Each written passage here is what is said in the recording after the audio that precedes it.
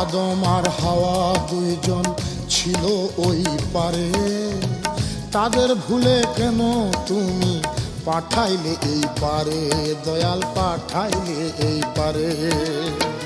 যাওয়া আসার এই কি খেলা, ও যাওয়া আসার এই কি খেলা, তোমার শেষের বিচারে দয়াল, তোমার শেষের বিচারে। তুমি একটু হলেও নষ্ট হতে থাকতে যদি মানুষের আকারে, বিধি একটু হলেও নষ্ট হতে থাকতে যদি মানুষের আকারে।